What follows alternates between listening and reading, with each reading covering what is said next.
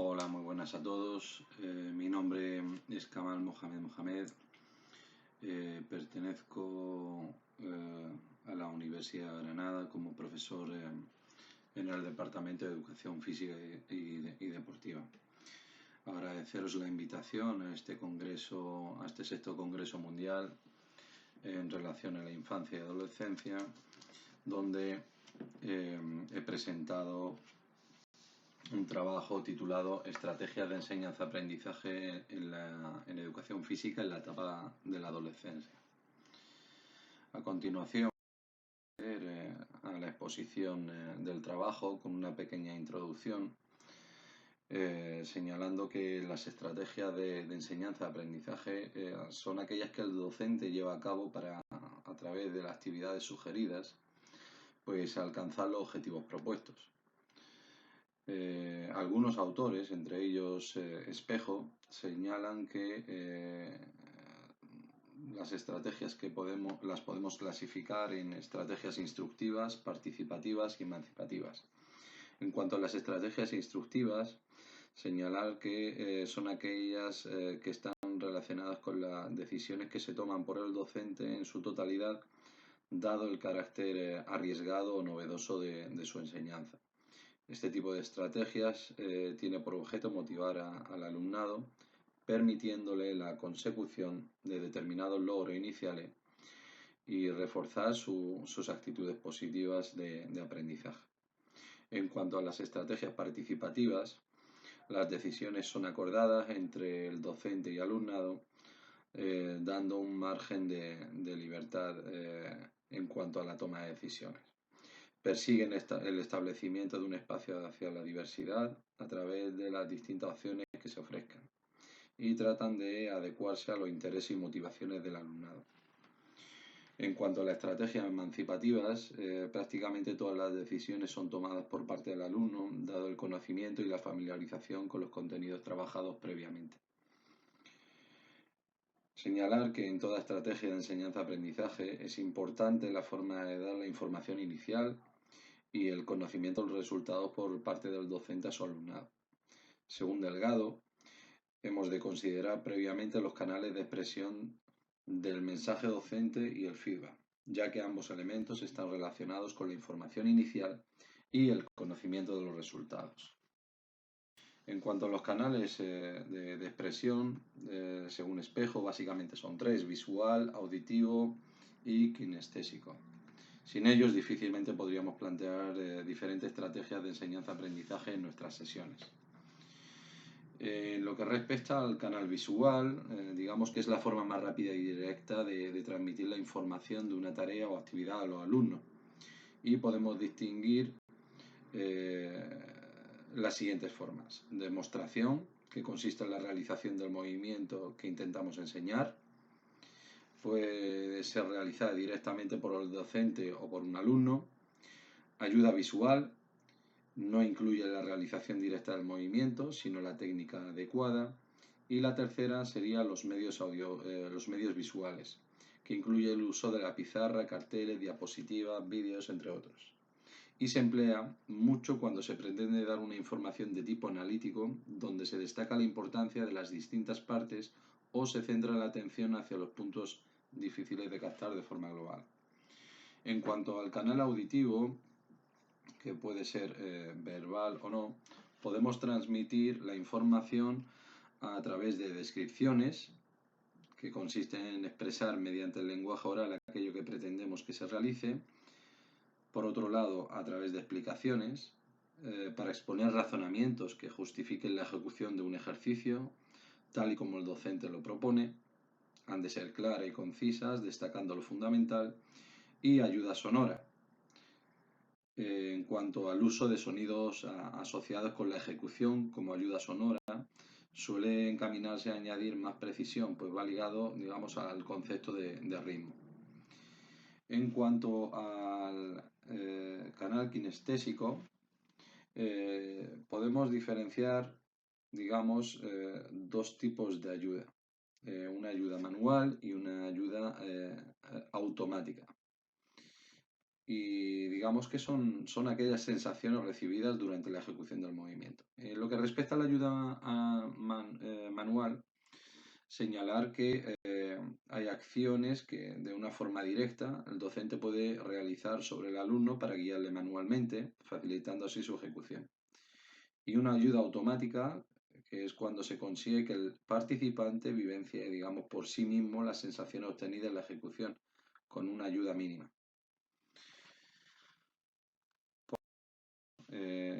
Tenemos el feedback.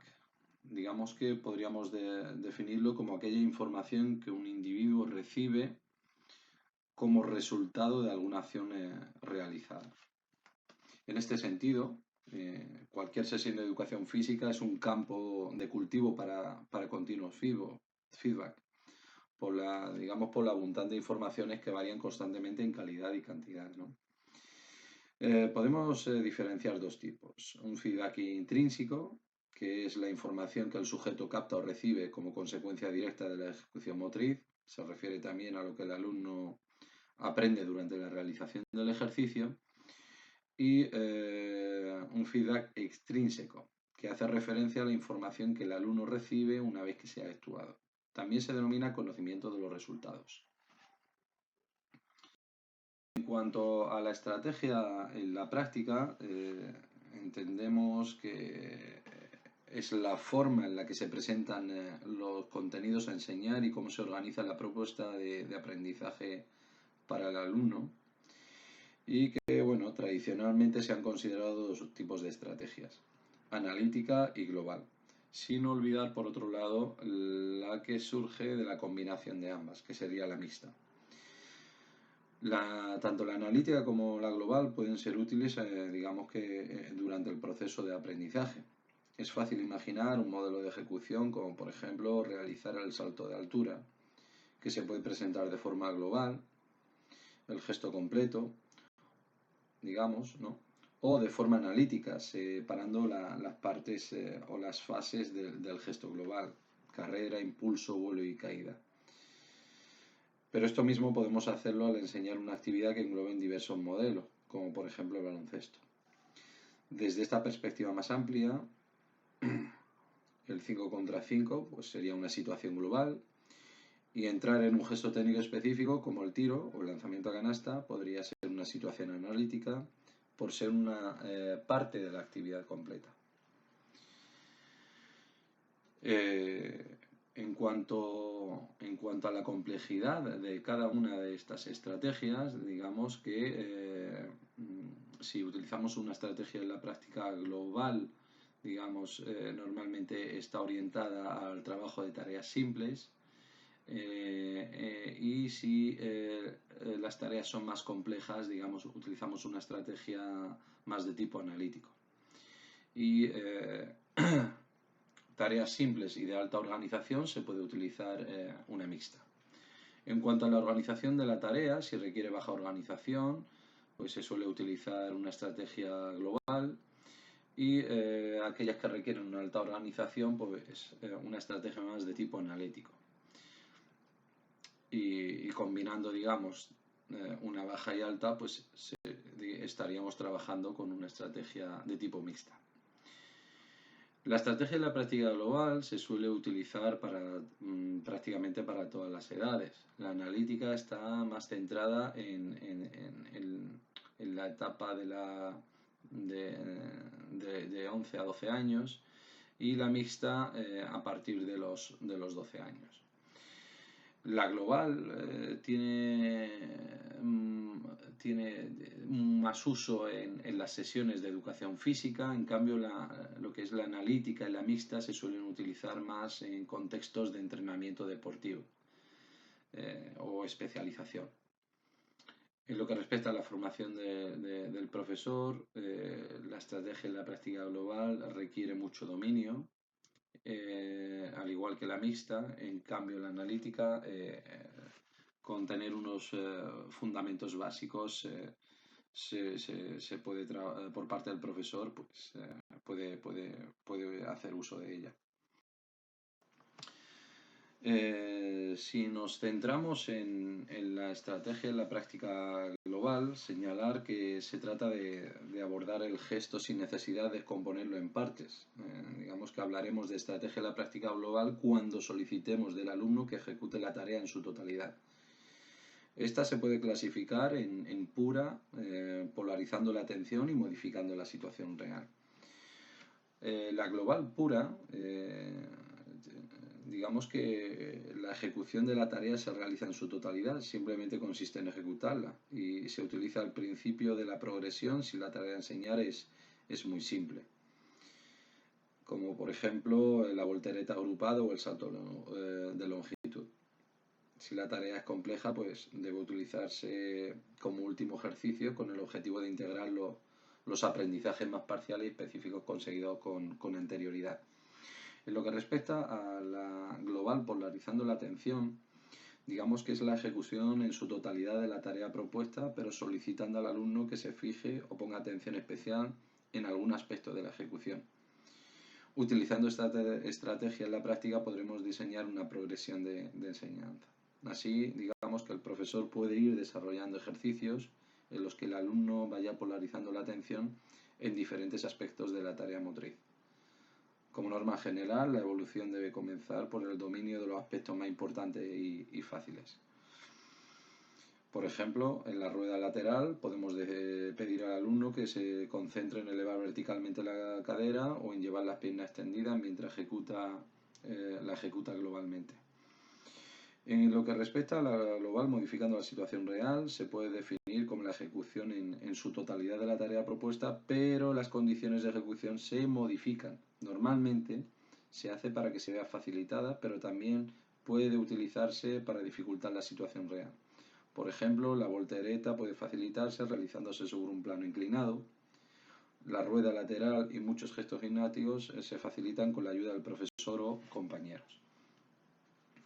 En lo que respecta a la estrategia analítica, en la práctica analítica podemos diferenciar, o mejor dicho, señalar que en ella se procede a la descomposición o separación de los distintos elementos para abordar su aprendizaje de forma separada y unirla a las posteriores. Hasta que no se aprende un elemento no se pasa al siguiente. Es decir, identificamos en la tarea diferentes partes, procediendo a su enseñanza por separado, y podemos diferenciar tres tipos: analítica pura, secuencial y progresiva. La analítica pura se enseña una habilidad descomponiéndola en partes. En primer lugar, el segmento del docente considera que el docente considere más importante, después sucesivamente el resto, aunque siguiendo siempre un orden de importancia. A más B más C más D. Se enseña, por ejemplo, B, D, A, C, pero al final se lleva a la práctica en su orden inicial. Por ejemplo, las fases del salto de longitud: carrera, impulso, vuelo y caída. Se trabajaría por separado: impulso, carrera, vuelo y caída. Para finalizar, se sintetiza el modelo completo. En cuanto a la analítica secuencial, se descompone la tarea según su orden temporal y se practica de forma independiente para luego unirla. A más B más C más D.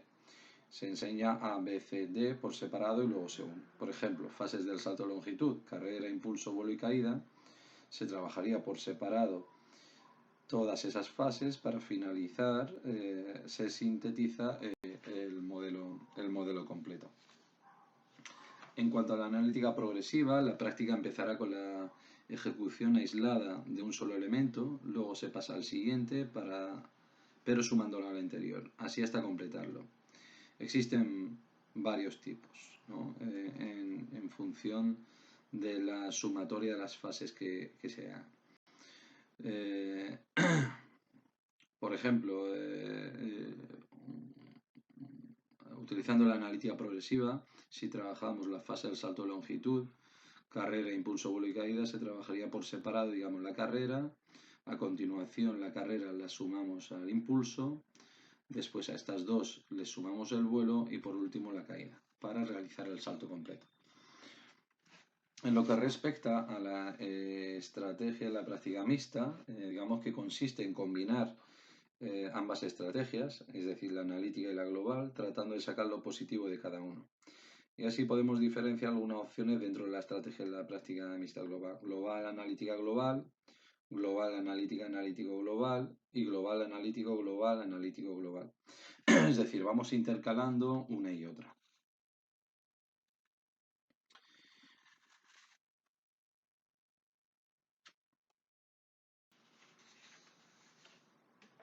Una vez planteado, digamos, esta pequeña propuesta de los estilos de enseñanza en la educación física en la etapa de la adolescencia, nos gustaría tener en cuenta una serie de consideraciones a la hora de hacer uso de ellas en clase, que son la complejidad de la tarea, la organización de la tarea, la edad del alumnado, el objetivo que se pretende perseguir durante el proceso de enseñanza-aprendizaje, así como la formación del profesor.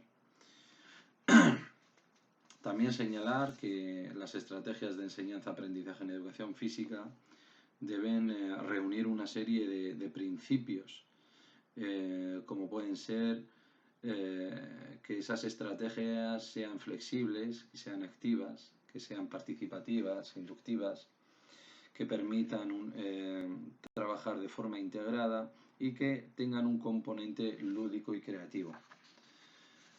Y plantear el apartado de referencias bibliográficas, donde hemos extraído la información para presentar esta propuesta en este sexto Congreso Mundial con Infancia y Adolescencia. Y agradecer a la organización por organizar y llevar a cabo este evento para difundir los conocimientos en el ámbito que nos ocupa. Un saludo a todos.